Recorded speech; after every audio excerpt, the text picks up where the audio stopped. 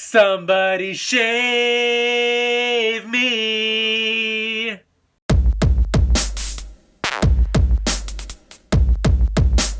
Hey everybody, Hobo Greco Fabulous here, and today I'm going to show you some things that I got in a retail setting.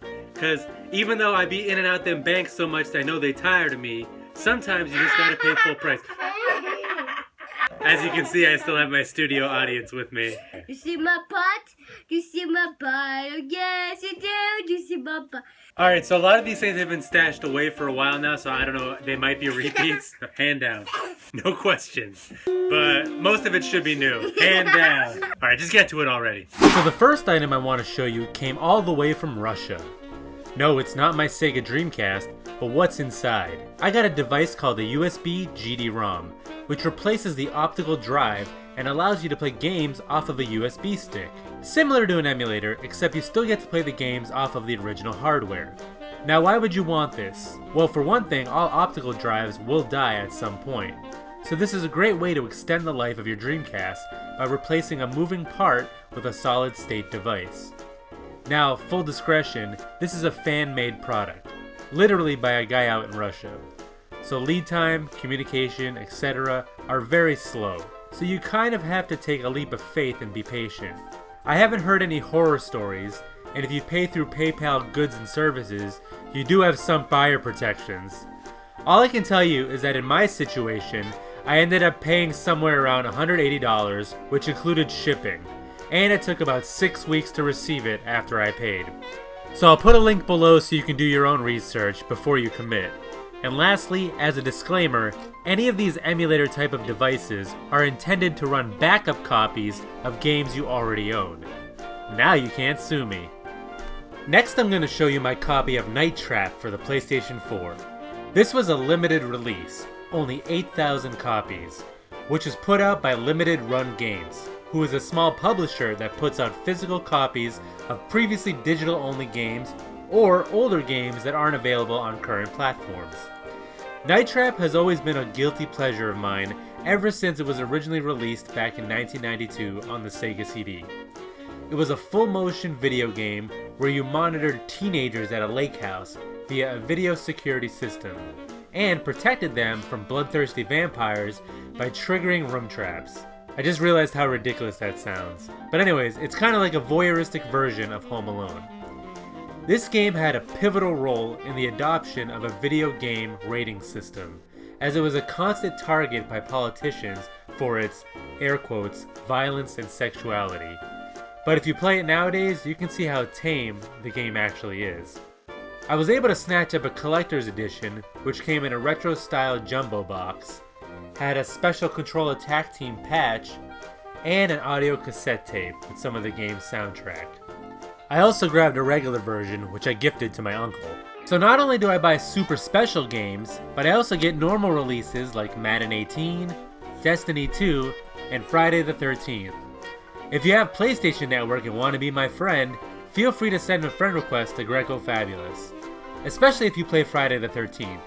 Seriously, this game is so fun, and you guys are sleeping on it. Alright, now let's get to the toys. So here we have a mint on sealed card original Pee Wee Herman figure. Loved Pee Wee's Playhouse as a kid, and even got my kids watching it now on Netflix. Grabbed this from Instagrammer Action Figures Galore for I think only $8 plus shipping. Chronologically, this was the very first piece of my Pee Wee Herman collection, and it definitely broke the seal. You should see evidence of that in future videos. Welcome to the future. Yep, here's what's left of a mint on sealed card Miss Yvonne figure that I got off of eBay. But this was for my daughter, who desperately wanted a girl toy.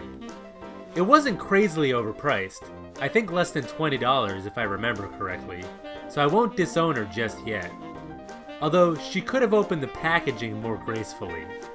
And rounding out our Pee Wee's Playhouse portion is this original Pee Wee's Playhouse lunchbox, complete with thermos.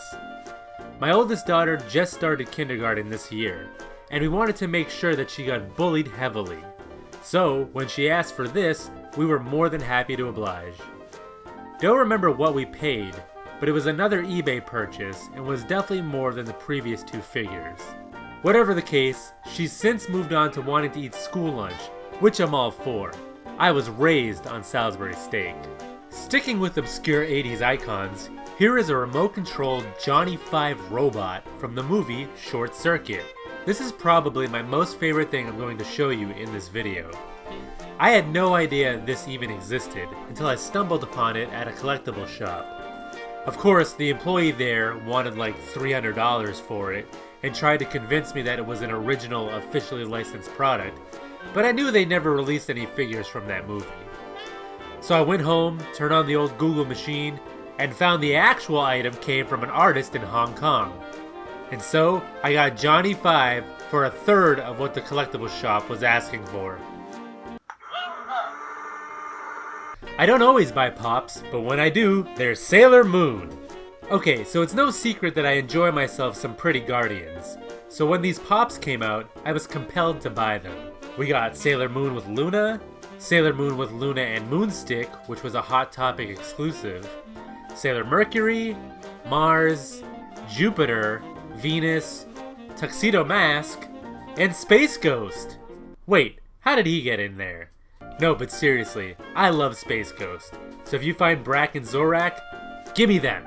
Hey, remember when this used to be a comic book channel? Well, here are some action figures to celebrate the past. We got these minifigs from the Chew comic, and this Hack Slash and Revival combo, of which I only read Revival. Pretty sure I got these on clearance at Toys R Us for less than $2 a piece. Almost 7 minutes in and I haven't even mentioned Transformers? Well, that's about to change. We got a Transformers Defeat the Decepticons board game. It's not very fun and kind of complicated. I forget why I bought it. Made my wife play it with me and she immediately filed for divorce. Well worth the $15 I spent. Speaking of that devil woman, she did buy me this original Transformers Rock'em Sock'em Fighting Robots set for some kind of celebration. Maybe it was our divorce. Anyways, this was all put together at one point, but I broke it down to store it. This tall drink of water is the Titans Returns Fortress Maximus, which stands about 2 feet tall. I'll probably never get my hands on the original one, so this is as close as I'm going to get. And finally, this would have rivaled Johnny 5 as my coolest purchase. It's a Megatron that turns into a Sega Genesis. Who comes up with this stuff? The Japanese, of course. Unfortunately, mine's still boxed and in storage, so using Lord Carnage's footage here to give you a closer look. This one cost around $120. Oh, when I used to have money. Alright guys, so that's it for this video. Hopefully you enjoyed it as much as I did buying these things. Just shows you that not everything in life is a haggle and a deal. Sometimes you need that instant gratification that comes with going into a store and buying it. Yes, I'm smothering my child right now. Alright, bye!